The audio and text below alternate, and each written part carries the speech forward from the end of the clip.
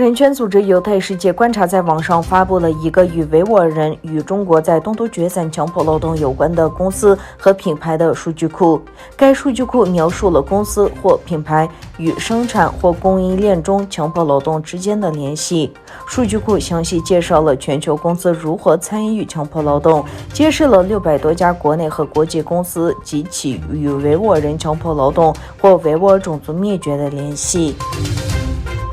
据报道，上海汽车创新港8号楼3楼一辆蔚来测试车从高处坠下，致使2名试车员死亡。蔚来正在与马斯克的特斯拉展开激烈的竞争，后者在上海拥有一家大型工厂。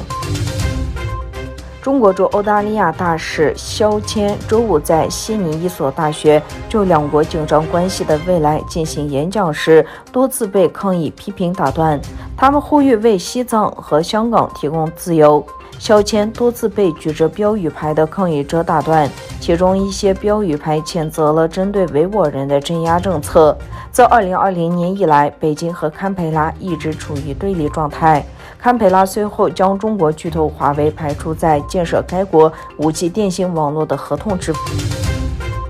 乌兹别克斯坦总统米尔基约耶夫和阿塞拜疆总统伊里哈木阿里耶夫签署了关于深化两国战略合作、扩大合作的宣言。根据乌兹别克斯坦总统府发表的声明，在爱兰宫为来访的阿塞拜疆总统伊里哈木阿里耶夫举行了正式欢迎仪式。在中国北方港口城市青岛举行的第3季跨国公司峰会上，讨论了中共病毒疫情对生产和供应链造成的负面影响。中国商界代表表示，由于中国病毒疫情在与美国的竞争以及世界经济的负面因素，全球化出现了下降或放缓趋势，导致供应链中断，寻找其他来源已成为一个必要的问题。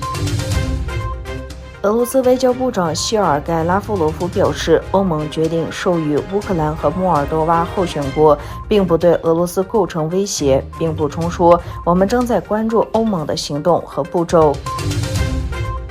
国际突厥学院第5届学术理事会在哈萨克斯坦首都努尔苏丹召开。作为国际突厥学院成员的土耳其、阿塞拜疆、哈萨克斯坦和吉尔吉斯斯坦已签署协议，将突厥共同历史、突厥共同文学和突厥共同地理等教科书纳入中学教科书。